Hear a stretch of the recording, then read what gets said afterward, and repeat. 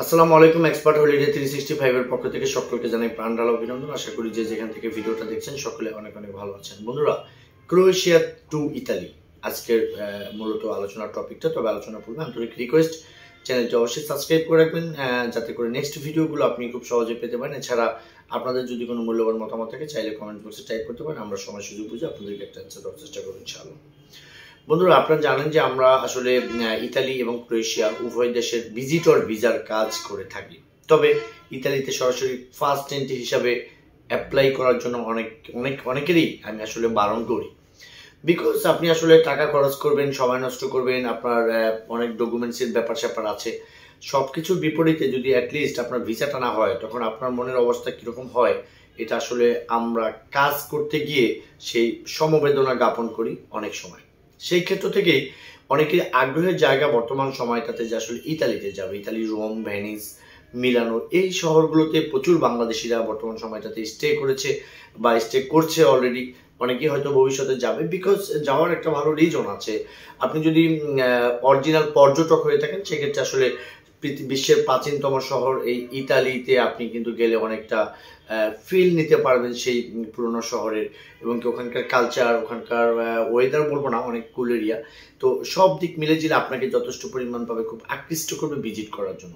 বিপরীত দিকে যদি আমরা চিন্তা করি যে আমাদের শ্রমবাজারের ভালো একটা সাইট কিন্তু আপনার ইতালিতে, বিকজ আমরা জানি যে প্রায় লক্ষাধিক লোক কিন্তু আসলে এই ইতালিতে আমরা বৈধ এবং অবৈধ বাংলাদেশিরা বর্তমান সময়ে আছে। বিকজ ওখানে কাজ করলে কাজের দিক থেকে বা ওখানে আপনি জীবনযাপন করলে আপনার লাইফ সিকিউরিটির দিক থেকে খুব বেটার একটা স্থান আপনি বলতে পারেন। সেই ক্ষেত্র থেকে আজকের এই ভিডিওটা, যে আপনি সরাসরি ইতালিতে যেহেতু ভিসা পাওয়াটা একটু কষ্ট, সেই ক্ষেত্রে আমরা জানি যে ইতালির ঠিক পার্শ্ববর্তী দেশ ক্রোয়েশিয়া, যেটা রাজধানী হচ্ছে জাগ্রেব, এই ক্রোয়েশিয়াতে কিন্তু ওয়ার্ক পারমিটে প্রচুর লোক গিয়েছে লাস্ট 3 বছর।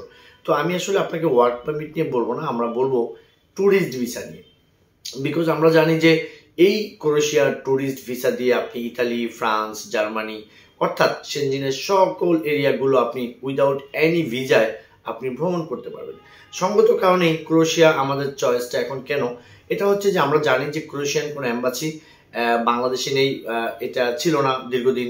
তো সেই সঙ্গত কারণে কিন্তু ইন্ডিয়ার কলকাতা অথবা দিল্লি থেকে কিন্তু আমাদের এই ক্রোয়েশিয়ার ভিজিট বলেন অথবা ওয়ার্ক পারমিট বলেন, এগুলো কিন্তু সম্পূর্ণ হয়েছে লাস্ট বছরগুলো। এখন আমরা জানি যে বর্তমান সময়টাতে আপনার ভিএফএস এর মাধ্যমে সুইডেন এম্বাসির অর্থাৎ বনানীতে কিন্তু আসলে এই ক্রোয়েশিয়ার ফাইলটা সাবমিট করার সুব্যবস্থা আছে। আমরা জানি যে ক্রোয়েশিয়ার একটু অ্যাপয়েন্টমেন্ট নিয়ে ঝামেলা, সেটারও এখন বর্তমান সময়টাতে খুব বেশি ঝামেলা আপনাদেরকে পোহাতে হবে না। আপনার কাছে যদি আপনার বিজনেসের ডকুমেন্টস, আপনার সাফিসিয়েন্ট ব্যাংক ব্যালেন্স, আপনার টিন ট্যাক্স, আপনার অ্যাসেট ভ্যালুয়েশন, আপনার প্রিভিয়াস হিস্টোরি ট্রাভেল, এগুলো যদি আপনার থেকে থাকে, তাহলে আমি বলবো যে now it's the best time to go to Croatia two Italy. অর্থাৎ আপনি ক্রোয়েশিয়ার যদি ভিসাটা পেয়ে যান, সেক্ষেত্রে কিন্তু আপনি ওখানে বাই রোডে 2-3 ঘন্টার ভিতরে কিন্তু আপনি পৌঁছে যেতে পারবেন আপনার সেই কাঙ্ক্ষিত জায়গা, স্বপ্নের শহর সেই ইতালিতে। বন্ধুরা, যারা সরাসরি ইতালিতে ভিসা পাচ্ছেন না, দীর্ঘদিন যাবত ট্রাই করছেন, অনেকে বলেন যে ইতালিতে যদি 20 লাখ হয় তবুও যাব, ওই দিক আপনি চিন্তা না করে একটু লিগ্যাল ওয়েতে চিন্তা করেন। আপনার অ্যাকাউন্টে যদি কিছু টাকা থাকে 10 লাখ প্লাস, তাহলে কিন্তু আপনি ক্রোয়েশিয়ার জন্য অ্যাপ্লাই করতে পারেন। আর বর্তমান যেহেতু ক্রোয়েশিয়া নতুনভাবে এখানে স্টার্ট করেছে, সেক্ষেত্রে দুর্দান্ত একটা চমৎকার ভিসা রেশিওর মধ্য দিয়ে কিন্তু অতিবাহিত হচ্ছে এই ক্রোয়েশিয়ার ভিজিটর ভিসা।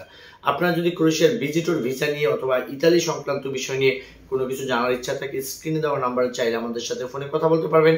অন্যথায় ক্রোয়েশিয়ার ফাইল প্রসেস করানো, এম্বাসির অ্যাপয়েন্টমেন্ট নেওয়া, অরিজিনাল ইনভাইটেশন, আপনি এই সমস্ত জিনিসগুলো যদি আপনারা প্রয়োজন মনে করেন, তাহলে ডেসক্রিপশন বক্সে থাকা অ্যাড্রেস অনুযায়ী সরাসরি আমাদের সাথে মিট করতে পারেন। আমরা আপনাদের সাথে কথা বলে, আপনাদের কন্ডিশন বুঝে, আপনাদের পেপারসগুলো দেখে আপনাদেরকে ভালো একটা পরামর্শ দেওয়ার চেষ্টা করব, অথবা আপনাদেরকে ক্রোয়েশিয়ার ফাইলটা প্রসেস করে দেওয়ার চেষ্টা করব। সকলে ভালো থাকবেন, সকলে সুস্বাস্থ্য কামনা করি। আসসালামু আলাইকুম।